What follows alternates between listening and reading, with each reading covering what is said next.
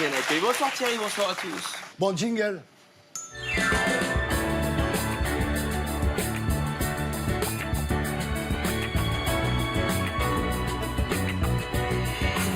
Et on commence par l'événement de la semaine, les baskets dorées de Brigitte Macron qui ont indigné les gilets jaunes et une réaction immédiate sur Twitter de Franck Ribéry qui a demandé « ça se mange ?» point d'interrogation.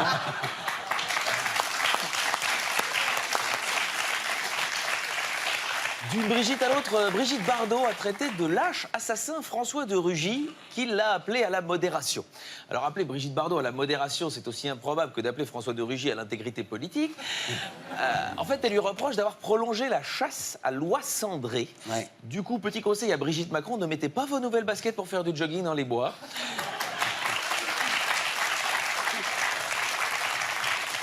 Et passons à droite, soupçons de fraude fiscale, une information judiciaire ouverte contre Thierry Solaire. Les réactions n'ont pas tardé sur les réseaux sociaux. Jérôme Cahuzac a tweeté « Il est des nôtres », voilà. Et en même temps... Mais c'est pas le seul de la semaine. Rachida Dati a omis de déclarer 600 000 € pour ses activités d'avocate auprès de Renault-Nissan. Alors, point d'interrogation, hein, on n'est pas sûr. Sa décharge, Rachida Dati, voilà, on la connaît, elle est super distraite. Il lui arrive même d'oublier qui est le père de sa fille. Donc, voilà, c'est quelqu'un de... Voilà, en tout cas, c'est pas pour balancer. Mais en ce moment, le conseiller fiscal qui bosse chez Renault-Nissan, il n'est pas au top en ce moment. Hein, Carlos Ghosn, on t'oublie pas gros. Ouais. Encore plus à droite, à Béziers, Robert Ménard échoue à imposer l'immigration dans le grand débat. Pour une fois qu'il voulait imposer l'immigration quelque part, c'est quand même pas de bol. Il s'est donc fait Béziers à son propre jeu. Environnement. Nicolas Hulot s'attaque à Monsanto. Il le dit, c'est la pire firme du monde. Il a raison. Mais il a raison. Et je vous le dis, si ce mec un jour devenait ministre de l'écologie, là, je peux dire, chier dans leur froc à Monsanto. Ah non, on sent le gars, voilà, quelqu'un qui aurait été un grand résistant en 46. Politique internationale. Présidentielle en Algérie.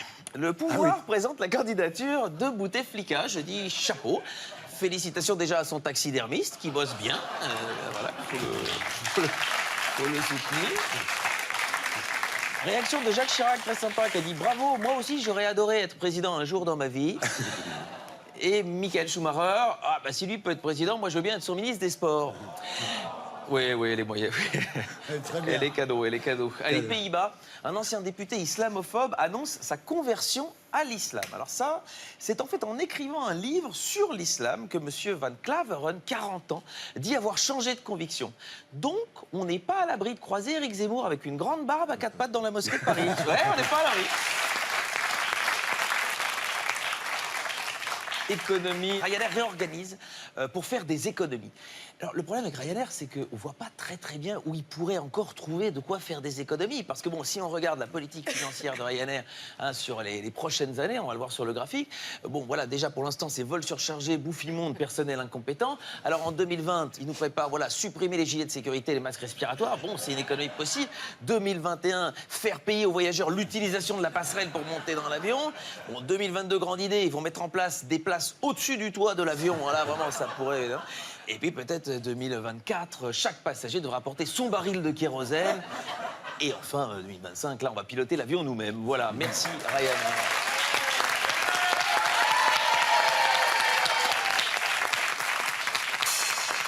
People, Juliette Binoche comprend la colère des Gilets jaunes. Oui. Bah, c'est comme Pierre Ménès avec le football, il comprend le jeu. Mais concrètement, si on le met sur le terrain, ça va pas être une énorme plus-value pour l'équipe. Et en même temps, je dis ça, Juliette Binoche, elle a débuté sa carrière comme gilet jaune. Et j'ai, voilà, une photo d'époque. Oui, bah, une photo d'époque. Allez, les brèves.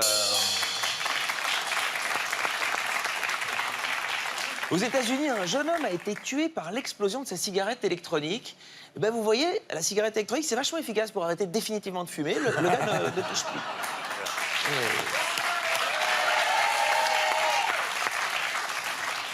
En Inde, il se fait arrêter à l'aéroport avec un bébé léopard caché dans son bagage à main. Voilà, 1 kilo. C'est mignon. 1 kilo, ouais, tu sais tout. Et dès que c'est les animaux, tu sais.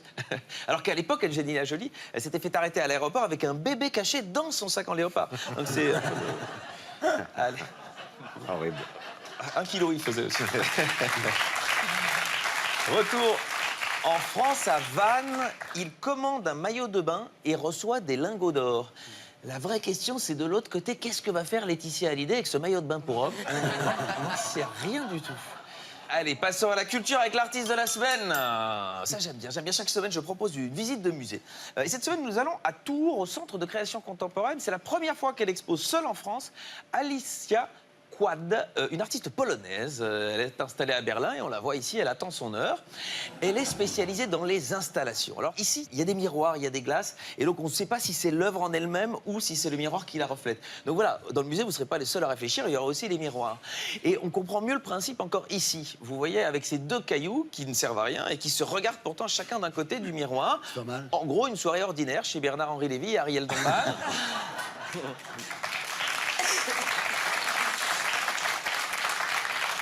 Miroir encore, voilà, mais ici on est plus sur une métaphore du travail de Raphaël Glucksmann, puisqu'il s'agit d'une grande réflexion qui se casse la gueule quand même. Alors, voici une autre œuvre dans le même esprit. Voilà, ici une palette complètement découragée à l'idée qu'il n'y ait pas d'ascenseur et qu'elle doive donc prendre les escaliers à côté. Et encore une autre, voilà, incroyable, ça c'est le vélo de Coluche. Et oui, bon, c'est rigolo.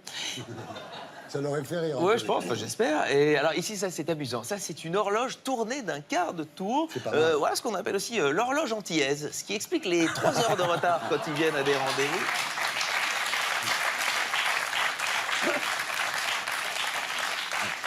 Et la suivante œuvre très touchante, voilà, où on découvre cette femme qui apparemment a croisé le chemin d'Alexandre Benalla le 1er mai dernier. Alicia Quad, c'est voilà, aussi des questions existentielles comme celle-ci. La crémation du géant vert, était-ce vraiment une bonne idée? Ou encore ici, des lampes halal-ogènes, hein, puisqu'on peut les voir en train de faire la prière. Oui, les lampes, ça peut se radicaliser, il n'y a pas de raison. Hein. Ce qui nous emmène vers l'œuvre suivante, ce prototype de chaise non électrique en Arabie Saoudite.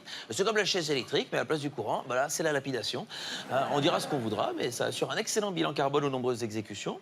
Et terminons, comme on a commencé, avec Brigitte Macron, qui vient de s'offrir une ravissante cabane de jardin signée Alicia Quad. Donc allez au CC de Tours jusqu'au 1er septembre, parce que là, c'est comme la politique. Ce n'est pas parce qu'on n'y comprend rien qu'on peut pas en parler. Et voilà, c'était avec Vizorek. On retrouve ici la semaine prochaine sur scène à Paris et dans toute la France.